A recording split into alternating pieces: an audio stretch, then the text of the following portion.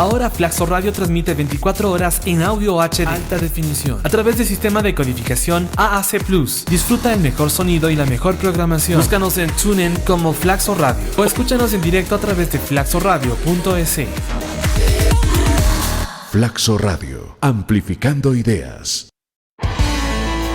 La librería de Flaxo Ecuador presenta el libro Indios altivos e inquietos, conflicto y política popular en el tiempo de las sublevaciones, Riobamba en 1764 y Otavalo en 1777, de la autora Mireya Salgado Gómez. El trabajo de Salgado es riguroso y provocativo. Demuestra que lo indígena en las Américas es una máscara que oculta diferencias profundas en las dinámicas de rebelión y etnogénesis, es decir, en la forma en que comunidades e individuos indígenas siempre se transformaron.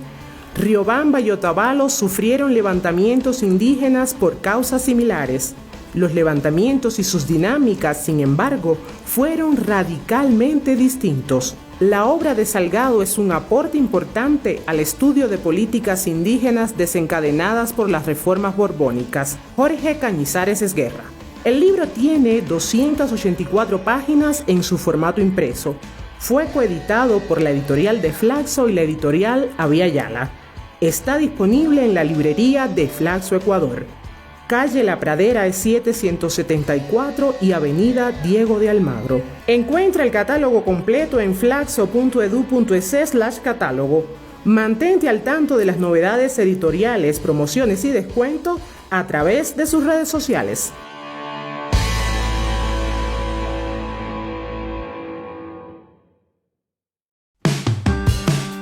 Interactúa con nosotros en todos los programas de Flaxo Radio.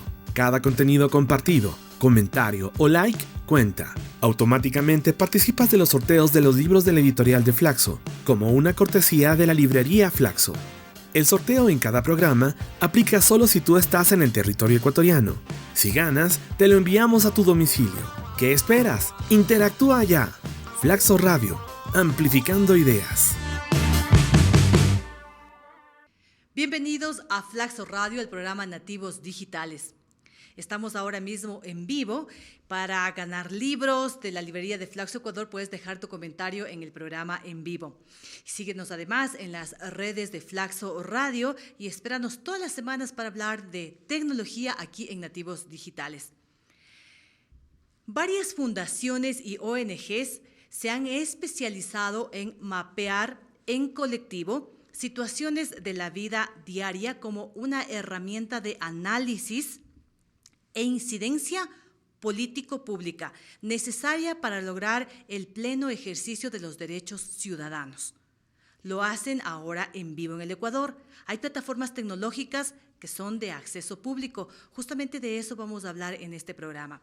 En Ecuador, les comento que se mapean los femicidios, los decretos legislativos, a los pueblos en aislamiento voluntario y se mapea también las violencias que deja la protesta social. Para eso damos la bienvenida, para hablar de este tema, damos la bienvenida a Manuel Bayón de Geografía Crítica para analizar el mapa de las violencias del Estado en el paro de junio de 2022, que a propósito y en buena hora, en el día 18, el paro ha concluido al parecer. Bienvenido, le escuchamos. Estar acá. Bienvenido, qué gusto. Queremos, por favor, que nos indique qué organizaciones son parte de este mapeo de violencia estatal en este paro que está concluyendo de junio del 2022. ¿Qué organizaciones? Pues en octubre de 2019 hicimos un mapeo bastante profuso de cómo se había dado pues, toda la violencia, pero también los lugares de paro que había habido durante el levantamiento de ese año.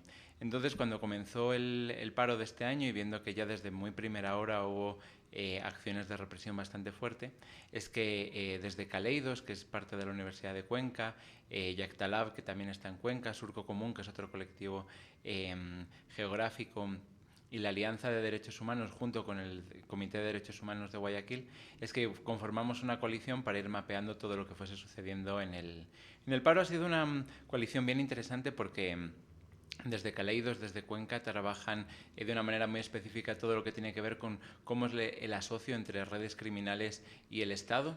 Y en el caso del colectivo teníamos la experiencia de mapeo previa y junto con los datos que fue recabando sobre todo la Alianza de Derechos Humanos en el país en estos días, todo lo que encontramos en redes, pues fuimos consolidando ese mapeo.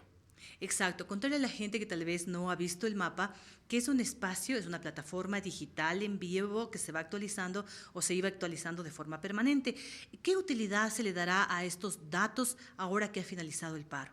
Pues en la anterior ocasión, después de octubre de 2019, sistematizar cómo había sido la violencia estatal y cómo se había espacializado, por eso el interés de usar mapas, fue muy relevante para pues, toda la Comisión de la Verdad que hizo la Defensoría del Pueblo, también todas las comisiones que se hicieron dentro de la Asamblea Nacional, para poner la verdad que hay detrás de la actuación policial y militar, ¿no? Hemos visto pues, en estas semanas hechos de violencia, formas de utilización del equipamiento y formas de utilizar el espacio por parte de policía y del ejército que extralimita con mucho las funciones de un cuerpo policial y militar dentro de un Estado democrático. Entonces, pues eso lo hemos podido levantar con evidencia, con múltiples relatos y todo esto puede ser muy importante pues ahora que se haga una revisión de qué ha sucedido, tanto los medios oficiales como la gran narrativa del poder en Ecuador pues han puesto el acento en las llantas ponchadas, en todo lo que ha sucedido, pero sin embargo en el paro pues tenemos personas que han sido asesinadas, tenemos pues actos de brutalidad policial, tenemos una serie de hechos que no se pueden permitir en un Estado democrático ante una protesta que se da por una situación estructural de inequidad que hay en el país, ¿no? Totalmente positivo lo que usted menciona y justamente para reflexionar del otro lado, porque en realidad los ecuatorianos somos todos, ¿verdad? Los que están vestidos de uniforme y los que no. Este mapa sirve, como usted bien ha mencionado, para el pleno ejercicio de los derechos humanos de los ecuatorianos. Entonces también le pregunto, ¿se mapea la violencia que dejan los infiltrados, por ejemplo, en la protesta? Y nos referimos al herido y a los varios heridos y a un muerto que hay del lado del Estado, es decir, de militares y policías. ¿Eso no sería apropiado también mapearlo o hay otros espacios para eso? ¿O por qué no se los mapearía en este espacio? Desde nuestro punto de vista, hacemos este mapeo ciudadano porque no hay ningún ente del Estado que publique cuál es la violencia del mismo Estado. Es decir, mientras que para la violencia que se pueda suscitar en una marcha tenemos policía, fiscalía, todo el aparato de cámaras que hay en la ciudad, etcétera, para monitorear la violencia del Estado, si no lo hacemos la propia sociedad, no tenemos ningún ente que lo haga. En el anterior paro, la Defensoría del Pueblo hizo un esfuerzo por sistematizar todo esto. Ojalá en esta ocasión también la Defensoría del Pueblo lo haga, ¿no? Yo creo que no es equiparable. Creo que hay un discurso de decir que de un lado está la policía y del otro lado están los manifestantes. La verdad es que yo no creo que sea así. Es decir, la policía, por ejemplo, y el ejército, cuando en la noche en la que se estaba resolviendo la negociación, ponen a un convoy militar y policial a desalojar una comunidad que había sido ya muy agredida en los días antes. La verdad es que aún no se esclarece qué haya sucedido con la muerte. Ha habido varias peticiones que se han posicionado para que se esclarezcan esos hechos, pero el militar que fallece en los hechos pues es indígena, descendiente de indígenas, es decir, que también es parte de la masa popular que se dedica a trabajar en el ejército pues por muchos motivos, entre ellos que no hay cupos en las universidades, etcétera. Es decir, yo creo que esa confrontación que dibuja el Estado, en el que de un lado están los manifestantes y en el otro la policía, yo creo que tenemos que superarla, porque los mismos hechos de violencia, lo que estamos viendo es que el mismo uso que está haciendo el Estado desproporcionado de militares y policías va en detrimento absoluto de los mismos cuerpos policiales y militares. Bien manifiesta usted esta narrativa que nos quieren imponer a través de este cerco mediático que existe a través de los grandes canales de televisión. Por ejemplo, en los chats de periodistas, voy a hacer algo infidente, hemos escuchado y hay testimonios de gente que manifiesta que reaccionaron de forma violenta porque había helicópteros volando bajo, lanzando bombas lacrimógenas, y disparando perdigones a la gente. Entonces, esa retórica, más bien, esa información, eso no se publica, eso no se dice. Solamente vamos a mencionar, o se menciona, como digo, un lado para posicionar este mensaje de que los manifestantes son los agresivos, los violentos. Pero bien, avancemos. Revisamos, amigos y amigas de Flaxo Radio que nos escuchan ahora mismo con Manuel Bayón, el mapeo levantado por organizaciones sociales y colectivos para visibilizar la represión que se produce con el fin de precautelar los derechos humanos. Revisamos ahora el mapa. Vamos a ponerlo ahora en pantalla, este mapa del que les hablamos, de esta plataforma, y los colores de amarillo, tomate, rojo y violeta van en gradación con respecto a los hechos de violencia. Es decir, más violento va incrementando el color, ¿verdad? Por ejemplo, las agresiones extremas que habla de la violencia contra los manifestantes. Se incluye, por ejemplo, la amputación de miembros, de partes del cuerpo, ¿no? Y hablamos de un estado crítico o el asesinato estatal. Esto va con color violeta dentro de este mapa. ¿Cómo se ha categorizado estos colores? ¿Cómo decidieron en algún momento quienes están a cargo de subir esta información marcar por colores este tipo de violencias? Uh-huh. Para el mapeo utilizamos básicamente dos plataformas. Una es una plataforma en OpenStreetMaps que se llama UMAP, que es una plataforma similar a Google Maps que tenemos en los celulares, pero abierta, de código abierto y con posibilidades... Software libre. Software libre, exacto. Entonces, hemos usado esa plataforma para ir visibilizando lo que iba sucediendo, ¿no? Utilizamos esta gradación para ir midiendo cómo se iba dando a lo largo de los días la violencia y para ir viendo pues, cómo iba escalando o estabilizándose la violencia estatal, ¿no? Entonces, las acciones moderadas se referían a aquellas que fueron más protagónicas en los primeros días, que tenían que ver con militarización de espacios, con uso de la fuerza armada y policial de una manera bastante desproporcionada, pero tenía que ver con ese ejercicio inicial que se dio del Estado reposicionándose respecto al paro, ¿no? Las acciones moderadas pues ya tenían que ver, que son las que están en tomate, las acciones graves, que son las que están en tomate, ya tienen que ver con el Estado moviendo cuerpos, trasladando cuerpos, generando una alteración de los espacios, ¿no? Entre ellos, pues los espacios que hay en tomate son pues, la ocupación policial de la Casa de la Cultura, el desalojo de puntos de paro con violencia, etcétera, ¿no? La siguiente gradación de acciones muy graves ya tiene que ver con todo lo que tiene que ver con herir cuerpos o detenerlos, ¿no? Es decir, cuando ya el Estado decide hacer una acción pues con una violencia que crece, detenciones ha habido en muchos lugares en estos días, también pues todo el uso de la fuerza. En rojo van a haber pues lanzamiento de bombas de gas, todo lo que tiene que ver con heridas a manifestantes, y las que son en extremos, que ya les hemos puesto rosas, son aquellas que tienen que ver con ya poner en riesgo la vida de las personas que están en la protesta, ¿no?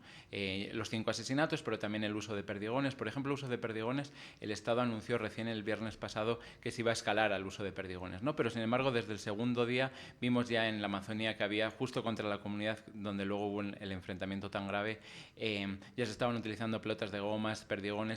También en las primeras marchas que hubo en Riobamba ya hay 2 hermanos que están en estado crítico muy graves, también por heridas de perdigones. Es decir, el Estado ha ido anunciando determinadas medidas, pero lo que podemos constatar con el mapeo es que desde el segundo o tercer día hubo una utilización de la fuerza muy fuerte. Luego ha habido determinados momentos de franca escalada, donde ha habido pues, más recrudecimiento de personas fallecidas, pero también de personas heridas graves por recibir bombas lacrimógenas en la cabeza, y momentos en los que se estabilizaba un poquito o incluso bajaba algo la represión estatal. Entonces, nos parece, parte de lo que vamos a procesar ahora que ha acabado el paro, es ver justo pues, cómo se van enlazando los discursos oficiales con la subida de violencia y con la utilización. Pues también lo que estamos analizando es que hay todo un uso muy racista de la policía en el espacio, ¿no? Es decir, se reprime de una manera muy diferente a marchas indígenas en determinados lugares, hay determinadas regiones que reciben mucha más violencia, lugares en los que el Estado generó un caos absoluto, como fue, por ejemplo, los primeros días en la Tacunga con la detención del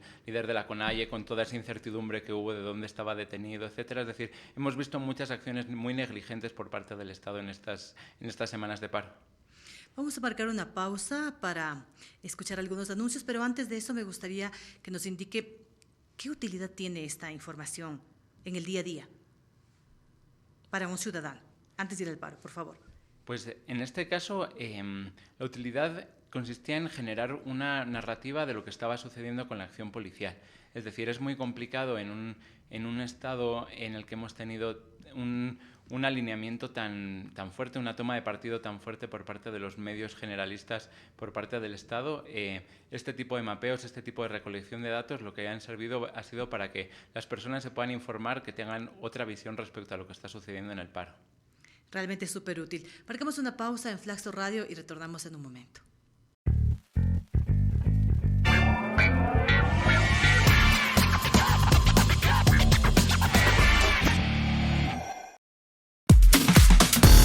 Ahora Flaxo Radio transmite 24 horas en audio HD alta definición a través del sistema de codificación AAC+. Disfruta el mejor sonido y la mejor programación. Búscanos en TuneIn como Flaxo Radio o escúchanos en directo a través de flaxoradio.es. Flaxo Radio, amplificando ideas. Gracias por acompañarnos en Flaxo Radio y Nativos Digitales. Continuamos con nuestro invitado Manuel Bayón de Geografía Crítica para hablar de este mapa de violencias que se ha registrado en el paro que hubo en el Ecuador en junio de 2022. ¿Cuál es el balance de las vulneraciones de derechos a este día 18? Que enhorabuena terminó el paro. ¿Cuál es el balance que tiene usted desde su organización? Pues aún estamos construyendo ese balance porque pues estas últimas horas han sido realmente muy intensas y el escenario era muy incierto, muy pesimista respecto a lo que podía suceder. Pero sí vemos que ha habido un uso absolutamente desmedido de la fuerza policial y militar para afrontar un paro. Es decir, algunas de las conclusiones que tenemos preliminares es, por un lado, el Estado apostó a una estrategia de confrontación con el uso de la fuerza del Estado de manera casi única. Es decir, el Estado no planteó otras estrategias que no pasasen por el uso de la fuerza. Se pretendió controlar a un estallido social que inundó el país, que llenó de paros, que llenó de puntos de bloqueo. La CONAIE ha estado publicando los puntos de bloqueo y crecieron pues, de la segunda a la tercera semana de 120 a 180 puntos de bloqueo. Es decir, fue algo realmente enorme y el Estado debería haber usado otro tipo de medidas que no pasasen por el uso de la fuerza militar y policial, el estado de excepción para ello.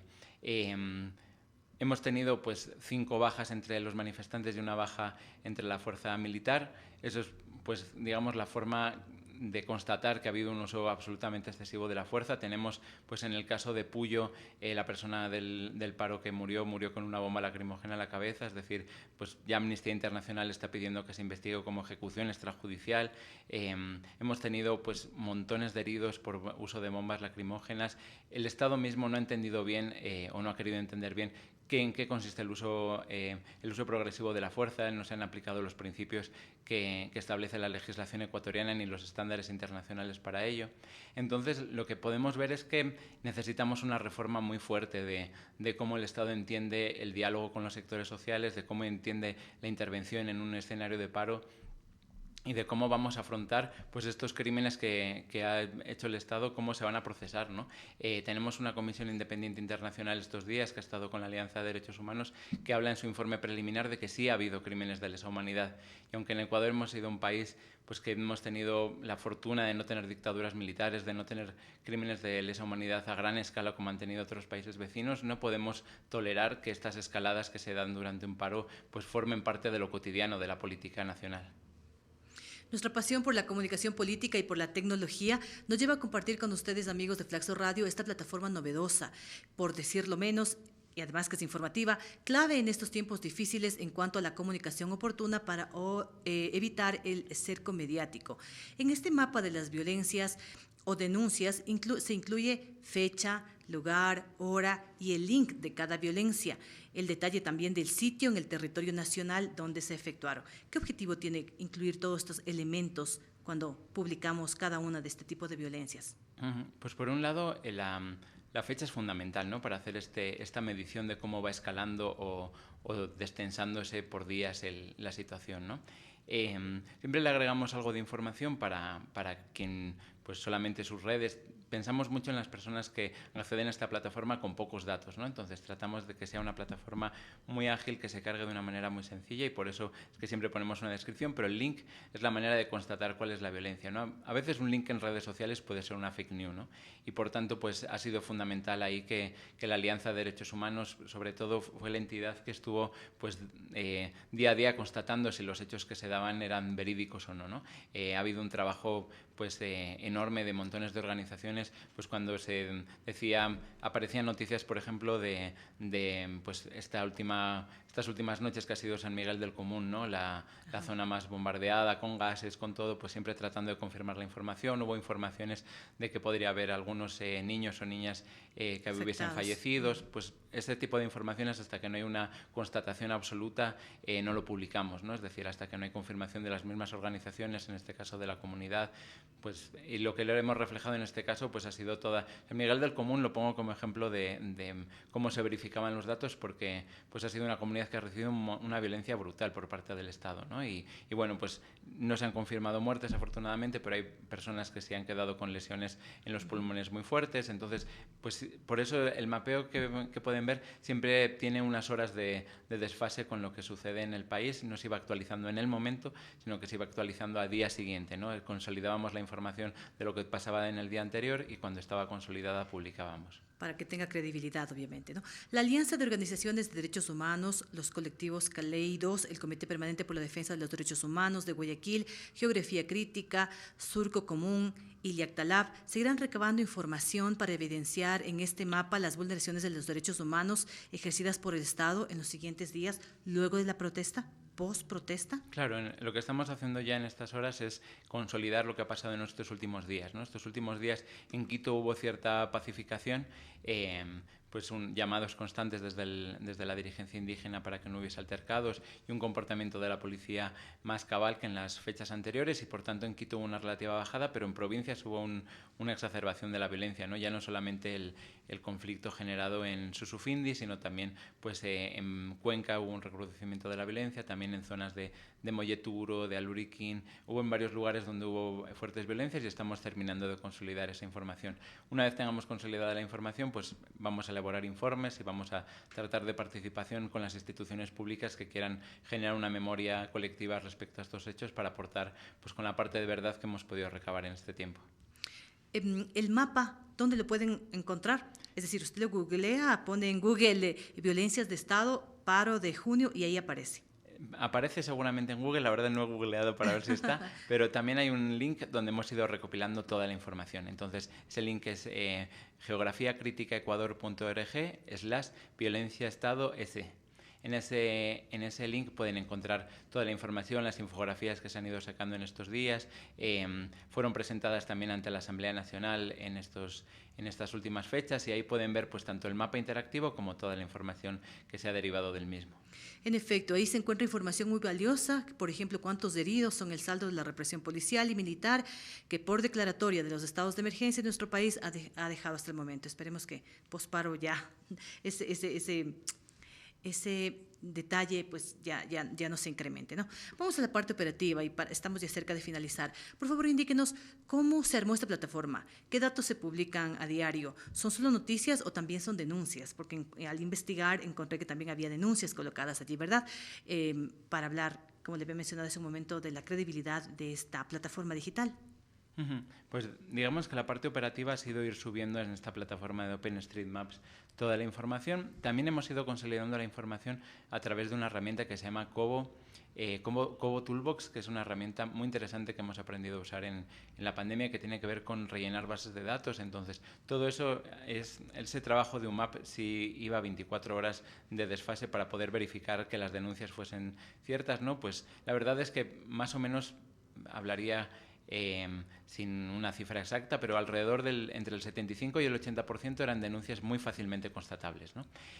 Porque estaban muy replicadas en redes, porque las organizaciones mismas las estaban denunciando, y había algunas otras que eran más inciertas y que se resolvían pues llamando a organizaciones. En algunos casos, cada vez que desmentíamos un tipo de violencia nos sentíamos con alivio, ¿no? Pero en otros casos se confirmaba también. Entonces, toda esa información la hemos ido consolidando en bases de datos, y los informes que se van a realizar ahora son a partir de esas bases de datos que están recogidas a través de este sistema que les digo, que les animo mucho también a la comunidad científica de Flaxo a utilizar, porque son herramientas gratuitas, herramientas de software libre que se pueden usar de manera libre y que permiten pues un nivel de trabajo de forma online. Pues todo este tiempo no hemos estado en contacto con el resto de colectivos de manera física, pero sí hemos podido pues a través de internet y de las redes sociales pues ir armando todo este trabajo de monitoreo.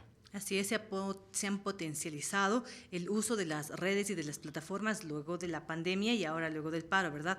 Existen mapas también, se han publicado en estos días mapas de bloqueo de las calles y de las carreteras a nivel de Quito y del país. Enhorabuena. Y también el uso del WhatsApp. y las redes sociales para difundir información del paro fueron muy utilizadas por los ciudadanos y por los periodistas. La tendencia, sin lugar a dudas, desde hace 18 días era con relación a #ParoEcuador 2022. Estimado Manuel, soporte final, por favor, en Nativos Digitales sobre el uso de este mapa de violencias del Estado en el paro de junio de 2022. Y gracias por estar en este espacio. Pues muchas gracias también por la entrevista. Decir solamente como final que este tipo de herramientas están a nuestra disposición, es decir, no hace falta, en nuestro caso pues somos un colectivo de geografía crítica y conocemos herramientas de elaboración de cartografía o de cosas quizás un poquito más técnicas, pero lo importante es que todo este tipo de herramientas se pueden montar desde personas que no tengan una experticia en la materia y son muy accesibles realmente, es decir, que animo mucho pues a todas las personas que nos escuchen que tengan interés en reflejar espacialmente situaciones de violaciones de derechos humanos, situaciones de inequidades, de cualquier herramienta o visión que sirva para la transformación social. Hoy en día no es necesario contar con una experticia o con alguien cerca que sepa montar. O con muchos recursos. Y por supuesto, ni con recursos. Es decir, es muy fácil realmente poder visualizar mediante este tipo de herramientas cuestiones que están sucediendo y que no están dentro de la psique de los medios ni dentro del sentido común de la sociedad, y que este tipo de herramientas contribuyen mucho. Hablaban antes del mapeo de feminicidios que empezamos también desde el colectivo en su momento. Hemos hecho también mapeos de criminalización del aborto. Este tipo de visiones sobre el espacio. Tenemos muy interiorizado pues el mapa del Ecuador, rellenada de ríos, de montañas, de provincias, de ciudades, pero rellenar esa información del país con otro tipo de datos, con datos que toquen la conciencia nacional, es muy importante hoy en día y es una herramienta realmente fácil de utilizar. Muchas gracias por su presencia en el programa Nativos Digitales a través de Flaxo Radio. Amigos, gracias por habernos acompañado. Estuvimos en vivo transmitiendo desde Quito, Ecuador, bajo la dirección de la doctora Palmira Chavero, con la producción de Angie Mora. Les habló Marianela Paredes. Gracias por acompañarnos. Hasta el siguiente programa. Felicidades.